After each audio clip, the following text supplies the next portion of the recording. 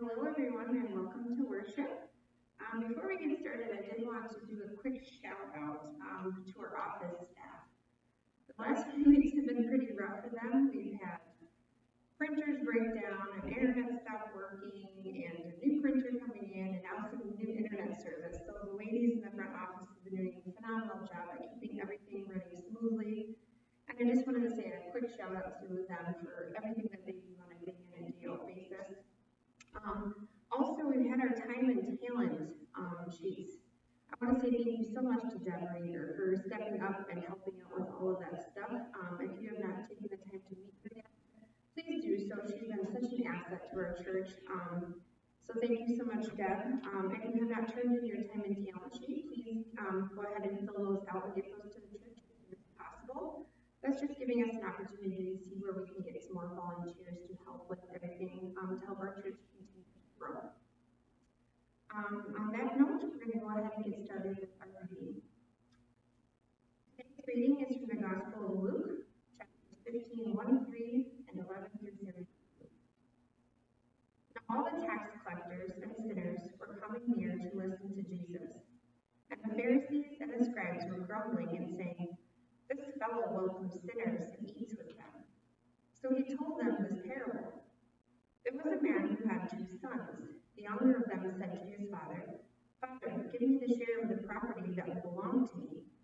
So he divided his property between them. A few days later, the younger son gathered all that he had and traveled to a distant country. And there he squandered his property in dissolute living. When he had spent everything, and severe famine took place throughout that country, and he began to be in need. So he went and hired himself out to one of the citizens of that country, who sent him in his fields to feed the pigs. He would gladly have filled himself with the pods that the pigs were eating, and no one gave him anything. But when he came to himself, he said, "How many of my father's hired hands have been enough and to spare? But here I am dying of hunger. I will get up and go to my father, and I will say to him, 'Father, I have sinned against heaven and before you. I am no longer worthy to be called your son. Treat me like one of your hired hands.' He set off and went to his father, but while he was still far off, his father saw him and was filled with compassion. He ran out and put his arms around him and kissed him. Then the son said to him, 'Father, I have sinned against heaven and before you. I am no longer worthy to be called your son.' But the father said to his slaves, 'Quickly, bring out a robe, the best one, and put it on him. Put a ring on his finger and sandals on his feet. And get the fattened calf and kill it, and let us eat and celebrate. For this son of mine was dead and is alive again. He was lost but is now found.' And they began to celebrate. Now his elder son was in the field, and when he came and approached the house, he heard music and dancing. He called one of the slaves and asked, 'What was going on?'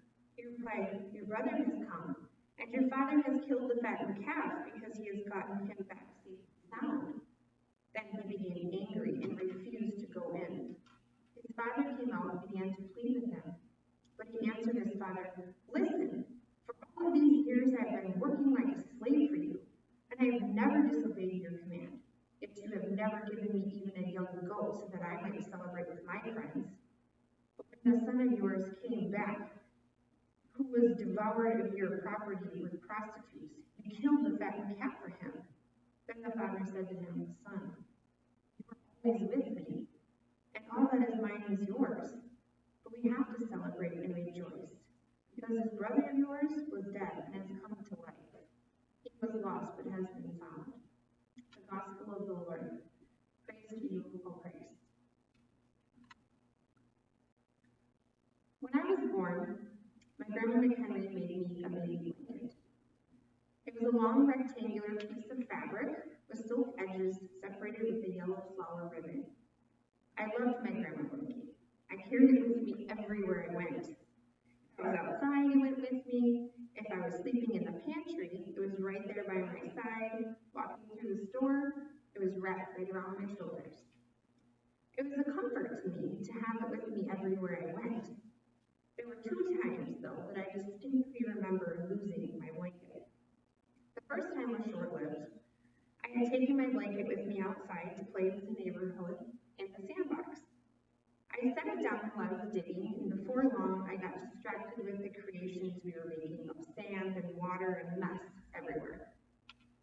After hours of fun and probably 1,000 gallons of water gone, I went inside to clean up and have dinner. When bedtime came, I searched everywhere for my blanket. I couldn't find it anywhere. I cried and complained to my dad that I couldn't sleep because I couldn't find my grandma blanket.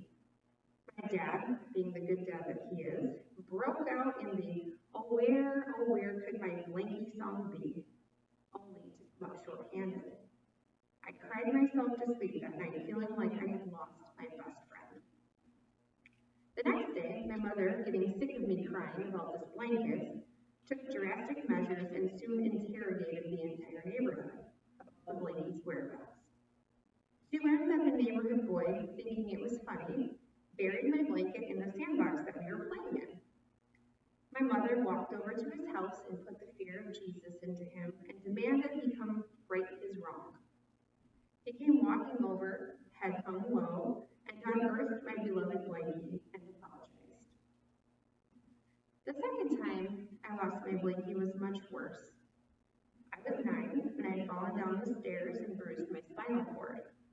Through x-rays and scans, they realized that I had some pretty significant problems with my back, and they needed surgery.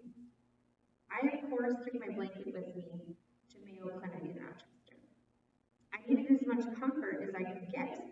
It sat there with me the entire time I was there. It went with me to the playroom, it went with me on our walks around the hospital. It was just always there. When we finally got home from the hospital, I got settled in from our trip. I asked for someone to bring me my blanket. Again, it was nowhere to be found. There was not an inch of that house that didn't get turned inside out. But at the end of the day, we came to the sad realization that my blanket was left at the hospital. I was devastated. I was hurting and exhausted from a long travel back, and I was in pain from surgery. And to add to the mix, I was now lonely and crying my eyes out. All I wanted in the world was my blanket's comfort. It had come to be a ragged piece of cloth from years of love and abuse. But it was all that I wanted in that moment to make me feel safe and loved. My mother spent the next day calling the hospital, trying desperately to save my blanket from being thrown away. She too felt the sting of loss that I carried with me. Everyone did. I was so sad and desperate for my old familiar comfort. Without my mother telling me she had tracked down the blanket, and in what seemed like an eternity of time, a box came in the mail for me. My mother handed me the box knowing full well what was inside. I opened it, and when I saw it there, I started bawling. And I hugged it tighter than I'd ever held it before, and I promised to never lose it again. My grandma gave me that blanket, and I never realized how much it would mean to me. It was a common gift for a newborn baby, but it would soon be a source of comfort to me that nothing could compare to. I was so grateful to her for loving me and taking time to hand-make something that ended up being so meaningful to me.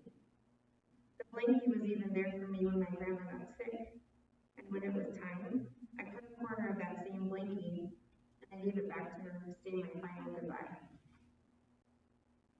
Loss can come as such a sting. It can be brought on from something small like the loss of a blanket, or maybe something a bit bigger. It can be the loss of a loved one, perhaps an estranged son or daughter. We see it here today in our gospel text. The story we hear today is about 2 sons and a father. Let's first take a look at the younger son. We hear in our text that the younger son asks his father to give him a portion of his inheritance early. Now let's just think about that for a quick second. During the time of this text, and I'm pretty sure still to this day, that is very much frowned upon. I mean, how did that conversation even go? Hey Dad, I know you're not dead yet, but I was kind of hoping that you would just give me what I have coming to me. So can I just have my inheritance now? Yeah, probably wasn't a good conversation. But I mean, I guess it worked for him because he asked, and more surprisingly, his father grants his wish and gives him the portion of his inheritance. I mean, maybe I should have tried that years ago. I don't think it would have worked though. So the son gets what he came for from his father and then proceeds to pack all of his belongings, which to me says, I'm never coming back to this place. I'm going off on my own where nobody can tell me what I can and can't do. He takes his liquidated inheritance and his stuff and he leaves. Now, right here in the story, in the first few verses, we already see our first loss, the loss of a son. Now, don't get me wrong, the son doesn't die, but that doesn't make it any less of a loss. Deep down, the father feels the sting of his son leaving. The father is faced with this realization that he might never see his son ever again. He's helpless, and he feels like his only choice is he has to let him go. Now, if the younger son was feeling guilty about leaving his father like that, it sure doesn't show. Because we learn that he's giving up like he's on top of the world. He has all of these possessions and all of this wealth, and he really starts to live it up. I imagine he was the guy to be around. The money, the parties, women, nice things. He has it all. Everyone around him thinks he's the man. And deep down, he wanted to be just like him. I mean, who wouldn't want to be? Nothing ever went wrong for this guy. He had the perfect everything. Until he didn't. You see, one day the money runs out. And all of those people who wanted a piece of the pie scattered and are nowhere to be found. Lost, yet again. He loses everything. He loses his money. He lost his so-called friends. He lost his status. He lost his things. And he finally hits rock bottom and loses his dignity. He traded in his life of comfort and stability for a life of chaos and destruction. Instead of his daily routine of caring for the family farm, having food to eat, and celebrating in traditions of family, he's alone, cleaning up after pigs, which is one of the biggest disgraces for a good Jewish boy. And now he's starving. His biggest desire now is wanting nothing more than to eat the slop and leftovers meant for pigs. I wonder if he's still thinking that the grass is greener on the other side of the fence. I don't think so. But you know, there's something remarkable about hitting rock bottom. You become so broken that you finally realize a few things. You can't piece all of your pieces back together alone. You need to surrender to self and be willing to seek help. Willing to admit that maybe you just made a couple of mistakes along the way and have the courage to try and repair what was lost. Now, with this realization, the youngest son preps himself for the big tail between the legs walk home. He wants to go home to his father in the life he knew before, so he rehearses. He's getting himself ready.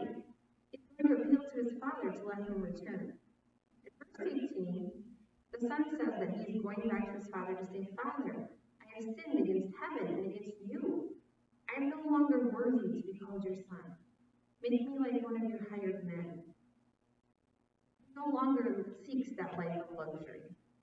No longer did he seek things of wealth. He sought his father's forgiveness and his love. His lessons away taught him to be humble and appreciate the abundance of the blessings he's had his whole life. Now, the next part of the story is my favorite. Because, like the younger son, I've made a couple of mistakes that I was too ashamed of, and I had to come back to the person I had wronged and to my Heavenly Father and ask for forgiveness that I needed. It says in verse 20 that while the son was a long way off, the father saw him and was filled with compassion for him. He ran to his son, threw out his arms, and kissed him. Now wait, let's go back for just a minute. Let's imagine losing something or someone who's absolutely precious to you. Think about that for a second. Think of someone or something that you lost. You got it? Okay, how does that make you feel? Are you devastated? gutted with anguish at the sense of that loss. Now hold that feeling while we look at this next section. You are dealing with this horrible loss, and you know those feelings. You're just sitting and you are just in despair. But one day you go out to the porch, and you're hoping that by some miracle that is resolved, that person or that thing has found their way home. And you look out searching the horizon for something, anything to appear. And then one day it does. And off in the distance you see it. Right there in the flesh, that thing that you've been waiting for has returned. Now how do you feel? I'll tell you how it made the Father feel. The Father doesn't hesitate, not even for a second. He runs for his Son, arms outstretched, not caring about where he went or what he did, not caring about the onlookers and what they may think of this taboo reunion. He's so overcome with joy that all else is forgotten. His Son was alive, and that's all that mattered. He reaches out to his Son and holds him in an unrelenting embrace, and kissing him dearly as if to say, I promise to never lose you again. I imagine in that moment the Father's relief and joy was so overwhelming it escaped in tears down his face. Everything in his world had been made right in that moment. The younger son sits in shock at the Father's feet. He never gets to his practice speech. He opens his mouth to plead his case, but instead, the servants drape him in a robe. They place a ring back on his finger and put fresh sandals upon his feet. A talk of celebration feast, and not just for their family, but for the whole town. Everyone wants to welcome home the lost son. The perfect reunion is about to take place, and everyone is happy that the lost son has returned. All but one. And here starts the story of the eldest son. The oldest brother is in the field working as he does every single day. He's faithful to his father and the responsibilities that have been given to him. He returns to the house after a long day out in the field to find a celebration going on without him. When he came near the house, he heard music and dancing, so he called one of the servants and asked, what is going on? Your brother has come here, right? And your father has killed the fattened calf because he has come home safe and sound. Well, as you can imagine, that did not go over well. I mean, come on, this guy has done everything right. He followed all of the rules, did what he was told, never disappointed, and now his little brother comes strolling back into the picture again, and they're having a party to celebrate while he's been working all day. For those of you who have younger siblings, you can totally relate to this frustration. His older brother is feeling right now that he is furious. He felt betrayed and discarded with a sigh of fury. I mean, who does this? This little brother thinks he can just come in here and do whatever he wants. Just come crawling back home and try to take even more from the farm and from their father. So he's mad and he refuses to join the party and greet his long lost brother. Instead, the father comes out to his oldest son. The father stands and listens as his son unloads years of repression, irritated at him. Any of you know anything about that? I do. I've been a slave to you. I've never disobeyed you. You never even gave me my friend's goat to celebrate. It's just not fair. Now here lies the final loss of the story. You see, the oldest son has been keeping a scale, all of the things his brother got to do, and compared to all of the things he's had to do. He forgets that in him choosing to stay with his father, his inheritance is intact. With him choosing to stay in his family, the loyalty he has from the family has never been questioned. He's had the time with his father that the younger son may never get back. He feels like he didn't get what he should have had coming to him in his life. But in that line of thinking, he has lost the blessings that he has held his whole entire time. I wonder today, who are you in this story? Are you the brother that always wants more and forgets the blessings you have right in front of you? Are you the oldest brother that fills his heart full of resentment because you didn't get what you thought you deserved? Jesus is teaching this lesson for a reason. Too often we play the role of both of the brothers. We are like the younger son when we turn our backs on God and wander away from the blessings He gives us to find our own, better way. We are the oldest son, filled with anger and jealousy for what we do not have. We walk around in a state of self-righteousness towards others we feel are beneath us.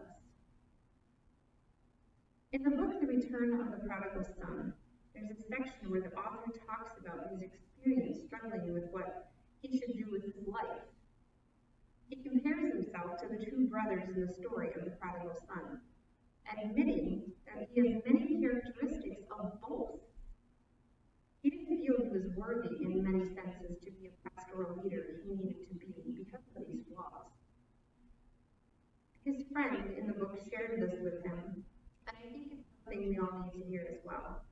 She says, whether you are the younger son or the elder son, you have to realize that you are called to become the father. God calls us to do the same.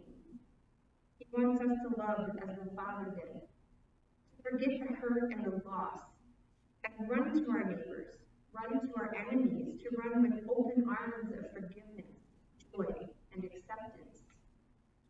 He calls us to give up our pride and repair what was broken, mend what was lost, and hold on as if to say, I promise I will never lose you again.